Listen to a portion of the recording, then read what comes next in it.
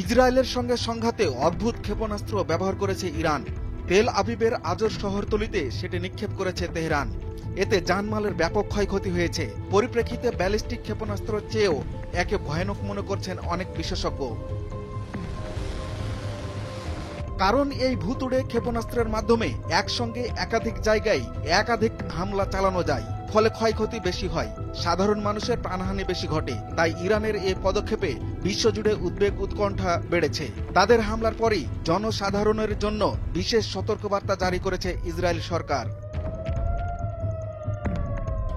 এই বিশাল ক্ষেপণাস্ত্রের মধ্যে থাকে একগুচ্ছ ছোট ছোট ক্ষেপণাস্ত্র। সেগুলো বেশ শক্তিশালী। উৎক্ষেপণের পর শূন্যেই খুলে যায় অনন্য ক্ষেপণাস্ত্রের মুখ। পরে সেটির ভিতর থেকে বেরিয়ে আসে ছোট ছোট ক্ষেপণাস্ত্র। এক পর্যায়ে বিস্তীর্ণ অঞ্চলে তা ছড়িয়ে পড়ে এবং লক্ষ্যবস্তুতে আঘাত করে।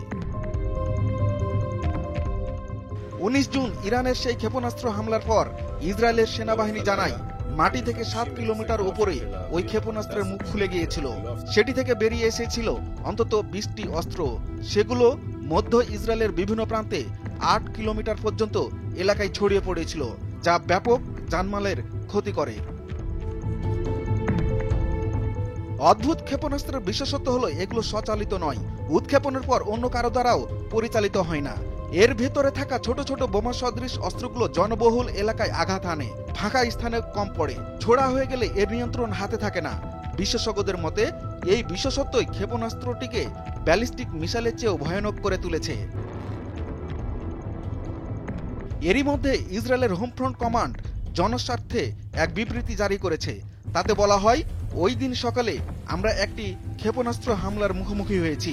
বিস্তীর্ণ এলাকায় ছোট ছোট বোমা সদৃশ অস্ত্র ছড়িয়ে দিতে সক্ষম এটি। তাই সবাইকে সতর্ক থাকতে হবে যাতে বড় ক্ষয়ক্ষতির হাত থেকে রক্ষা পাওয়া যায়। ইসরায়েলি বাহিনীর এক শীর্ষ কর্মকর্তা জানিয়েছেন, নতুন এই ক্ষেপণাস্ত্রের মধ্যে থাকা ছোট ছোট বোমা সদৃশ অস্ত্রগুলো এককভাবে ভয়ানক নয়, কিন্তু একসঙ্গে ব্যাপক ভয়ঙ্কর। ইরানের অন্যান্য ব্যালিস্টিক মিসাইলের চেয়ে এগুলো ভয়াবহ, বিশেষত জনবহুল এলাকায়। দুরুল হক, ভোরের কাগজ।